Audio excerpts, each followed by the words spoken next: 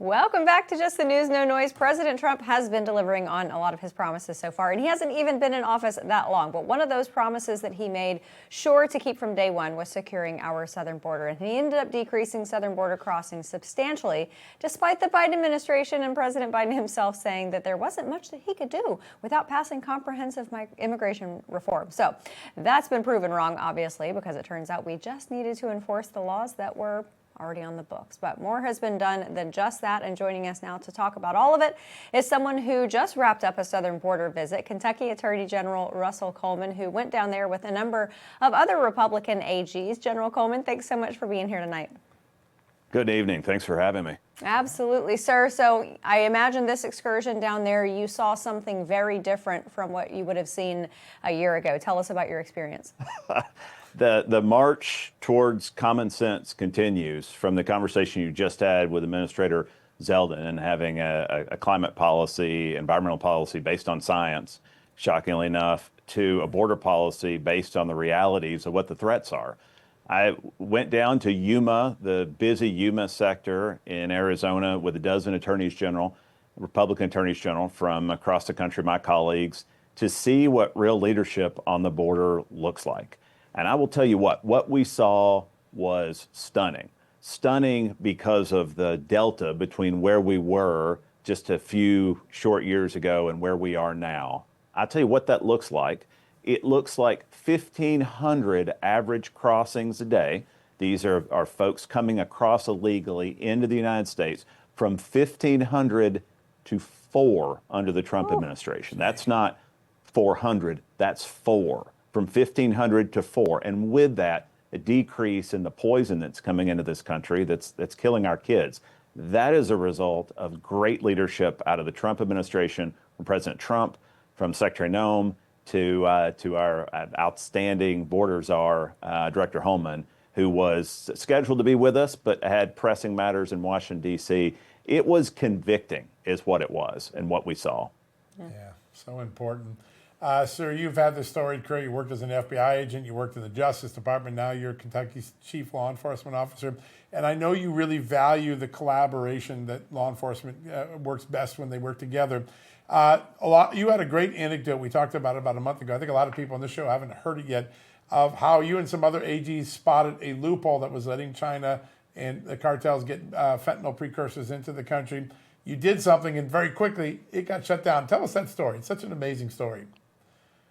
Oftentimes, our biggest limiting factors in law enforcement and better protecting this country, one, having good policy, having a partner in Washington, D.C. versus someone who's on the other side of the V and the other side of common sense, which is what we've endured these last few years.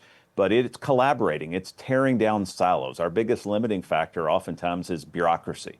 It's what it says on our badge. It's that the sheriff's office oftentimes doesn't work with the local police department. What the heck do the feds do? At the end of the day, those limiting factors make us less effective in law enforcement. The bad guys are becoming more and more effective. We in law enforcement have to run faster. We have to collaborate zealously.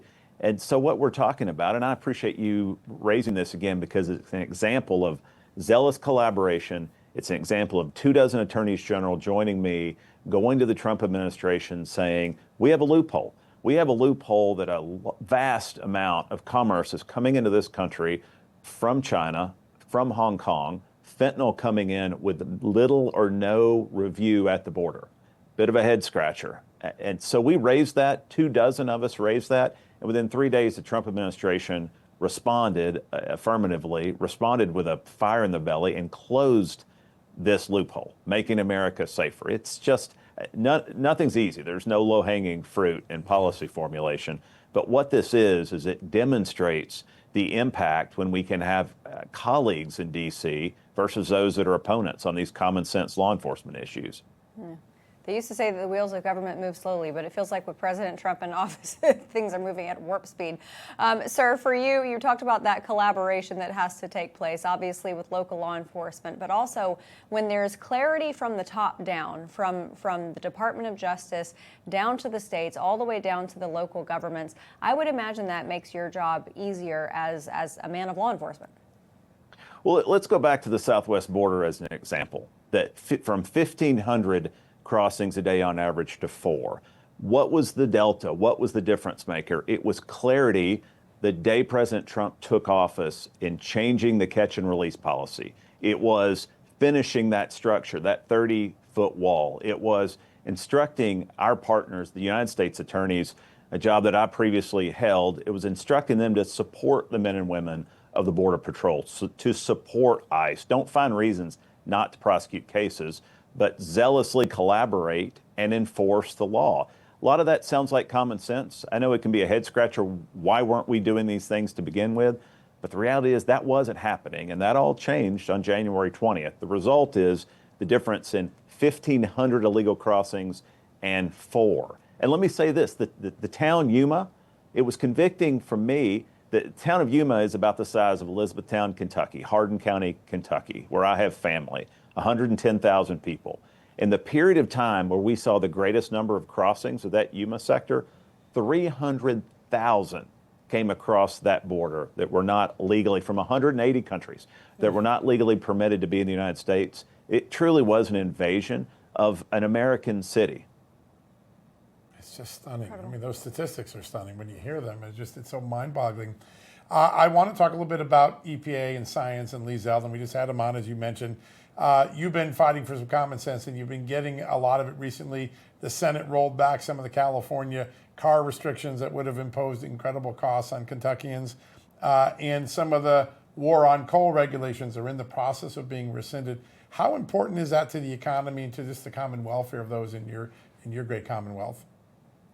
Well, from growing up, the food that came across my table was a product of my dad working in manufacturing. We had factories, and we can compete in the Commonwealth of Kentucky because our competitive advantage was our utility pricing. Yeah. With what we saw in the previous administration, we were losing the ability to tap into that Saudi Arabia of coal that allowed us to keep our costs down, to be efficient, to compete in terms of bringing in manufacturing. A little known job of the top cop of the Commonwealth, the Attorney General, and many of my colleagues are also tasked with fighting for ratepayers, ensuring that we have reliable, affordable utilities. That's a statutory mandate of my job and many other AGs.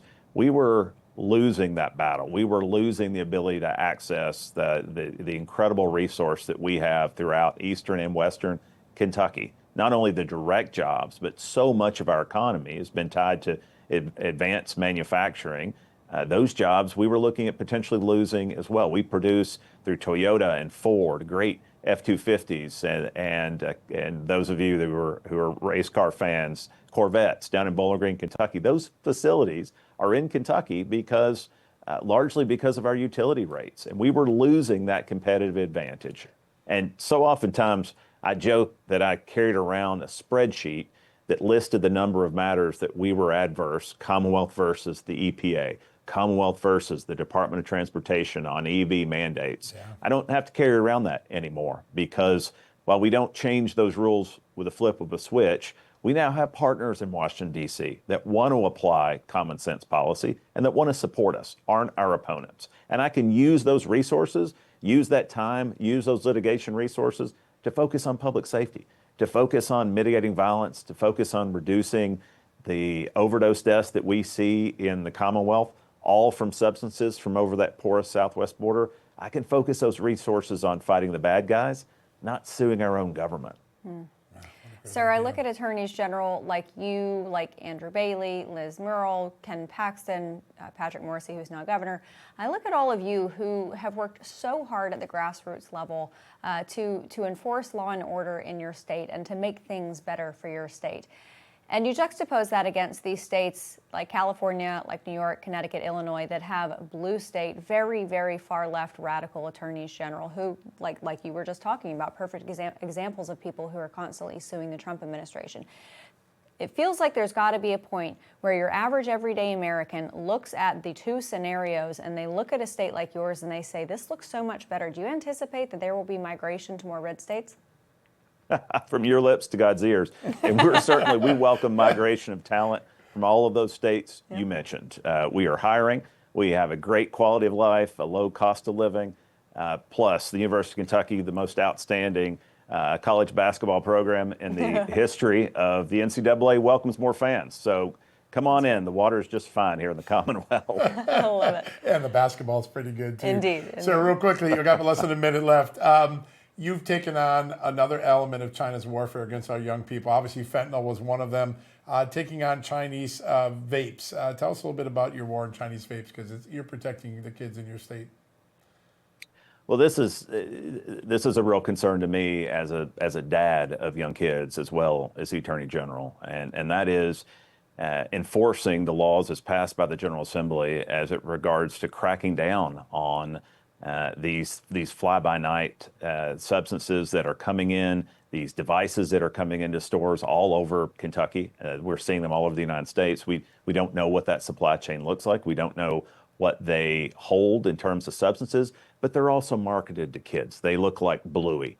Those of you parents, they look like SpongeBob. They are not designed for an older demographic. They are designed with their flavors. They are designed to entrap kids, and we have no idea what are in those. And so we'll be enforcing the laws as passed by our legislature and restricting those aggressively. Absolutely. Yeah, so important. Unbelievably horrific that they do that. That's just insane. Thank you so much for fighting for that. Kentucky Attorney General Russell Coleman, it was such an honor to have you here tonight, sir. Thank you. The pleasure is mine, and thank you for listing me along that list of luminaries, those colleagues, the Republican AGs from across the country. I'm honored to be included with them. You fit in very, very well. You all are birds of a feather. Thank you so much, sir. All right, everybody, we're going to take a quick break. And election integrity, yep, we're still talking about it because it's still not perfect. We won't stop until it is. We'll be right back.